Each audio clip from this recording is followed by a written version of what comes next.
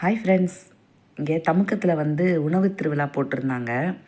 சரி இந்த தடவை போமே அப்படின்னு சொல்லிட்டு வருஷம் வருஷம் ஏதாவது ஒரு இது போட்டுட்டு தான் இருக்காங்க. சரி நேற்றுக்கு போவோமேன்னு பார்த்தேன். இங்கே பிஸ்கெட்டு, ரஸ்க்கு நிறைய வச்சுருந்தாங்க. நான் இப்போ கொஞ்ச நாளாகவே ரஸ்க்கு சாப்பிட்டுட்ருக்கேன். அது ஏன்னு கேட்டிங்கன்னா, நான் காலம்பறை எப்பயுமே ஒன்றுமே சாப்பிட மாட்டேன். இப்போ டாக்டரு, பிள்ளைங்க எல்லாமே, அதாவது பிள்ளைங்க சத்தம் போடுறது ஆஸ் யூஷுவல் எப்பயும் போல தான் சத்தம் போடுவாங்க. ஆனால் டாக்டர் ஸ்ட்ரிக்டாக சொல்லிட்டாங்க, நீங்கள் இவ்வளோ டேப்லெட் எடுத்துக்கிறீங்க, காலம்பர உணவு கண்டிப்பான முறையில் வேணும் அப்படின்னு. அது எனக்குமே தெரியும் ஃப்ரெண்ட்ஸ். ஆனால் எனக்கு அது சாப்பாடு காலம்பர இறங்க மாட்டேங்குது. இங்கே ரஸ்க்கு, பிஸ்கெட், அந்த நம்ம சின்ன வயசில் சாப்பிடுவோம் இல்லையா, அந்த யானை பிஸ்கெட்டு, அதெல்லாம் பார்த்தோன்னே நான் உண்மையிலேயே சின்ன பிள்ளை மாதிரியே ஆயிட்டேன். ஒரு 2 செகண்டு ஒரு சந்தோஷந்தான். இப்படியே அவங்ககிட்ட கேட்டுகிட்டே இருந்தேன். அதுக்கப்புறம் இந்த பிஸ்கெட்டு, இந்த மேகி பாக்கெட்டு, இங்கே பாருங்கள் பாதி கடையெல்லாம் காலியே பண்ணிட்டாங்க. ஏன்னா டைம் ஆயிடுது இல்லையா. அவங்களும் இந்த 4-5 நாளாக பாவம் வேலையாக இருந்திருப்பாங்க.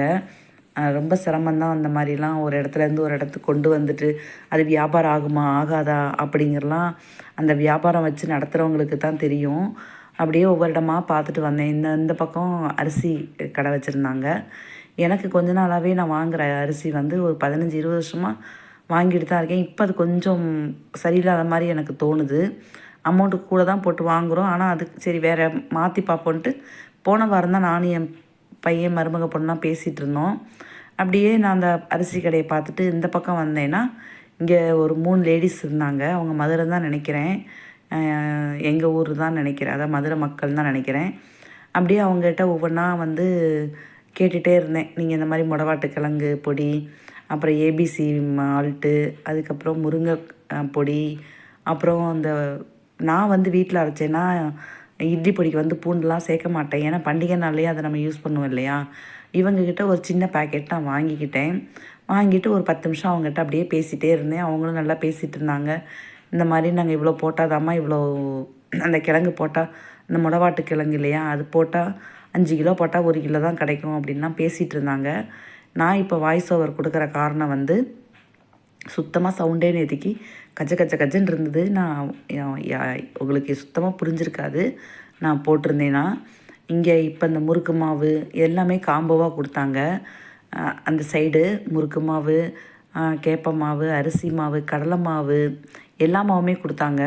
சரி நம்ம எப்படியும் பொங்கலுக்கு வாங்க தானே போகிறோம் அப்படின்ட்டு, அதுவும் நமக்கு தேவை தானே படுது அப்படின்னு சொல்லிட்டு வாங்கிட்டேன். ஏன்னா பாவம் அவங்க அவ்வளோ தூரத்துலேருந்து ஒவ்வொருத்தரும் இந்த மாதிரி போடுறாங்க.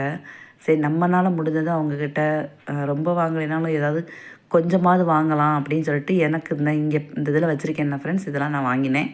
ஒரு 4-5 இது வாங்கினேன். வாங்கிட்டு அப்படியே ஒரு 10 நிமிஷம் அவங்ககிட்ட பேசிட்டும் இருந்துட்டு அடுத்த கடைக்கு நம்ம போகலான்னு சொல்லிட்டு அடுத்த கடைக்கும் கிளம்பிட்டு பில்லை கொடுத்துட்டேன். அது அவங்களே முறுக்கு, தேங்காய் பால் முறுக்கு எல்லாமும் வச்சுருந்தாங்க அவங்க.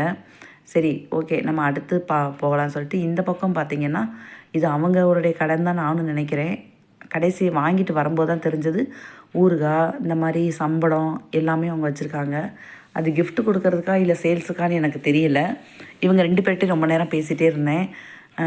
அவங்களும் நல்லா என்கிட்ட பேசினாங்க. அப்புறம் நான் இந்த பக்கம் வந்துகிட்டே இருந்தேன்னா, அந்த பக்கம் இந்த ஃபர்னிச்சர் இதெல்லாமே போட்டிருந்தாங்க.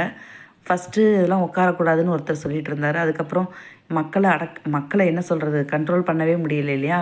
அதனால் வந்த மக்கள்லாம் அவங்களுக்கும் ரொம்ப டயர்டாக இருக்குதுன்னு சொல்லிட்டு சோபாவில் எல்லாத்துலேயும் உட்காந்துட்டாங்க, கட்டில் எல்லாமே உட்காந்துட்டாங்க. நானும் அப்படியே பார்த்துட்டு வந்துகிட்டே தான் இருந்தேன். சரி நான் என்னால் 2 பை வச்சுருந்தேன். அதாவது நம்ம ஹேண்ட்பேக் வேறு. அப்புறம் நான் ஏற்கனவே அது இதுன்னு வாங்கி 2 ஃபை ஃபுல்லாக எனக்கு நொம்பிடுச்சு ஃப்ரெண்ட்ஸ். என்னால் தூக்கவே முடியல. ஏன்னா இந்த லெஃப்ட் ஹேண்டில் என்னால் இடது கையில் என்னால் ரொம்ப வெயிட் தூக்கக்கூடாது. இப்படியே பார்த்துட்டு வந்தேன். அந்த பக்கம் கேம் வச்சுருந்தாங்க. அந்த கேம் விளையாடலாம் சொல்லிட்டு கேம் விளையாட போயிட்டேன். ஃபஸ்ட்டு கேமில் ஒரு இந்த பூச்செடி வைக்கிற மாதிரி ஒரு கப்பு வாங்கினேன். செகண்ட் கேமில் ஒரு கூடை மாதிரி வாங்கினேன். பக்கத்தில் உள்ளவங்க நாங்களும் பேசிகிட்டே இருந்தோம். எனக்கு எப்பயுமே இந்த கேம்னால் ரொம்ப பிடிக்கும். என் பிள்ளைங்க மாலுக்கு போனாலும் கார்டுக்கு ரீசார்ஜ் பண்ணிவிட்டு நான் தான் முக்கால்வாசி விளையாடுவேன்னு வைங்களேன்.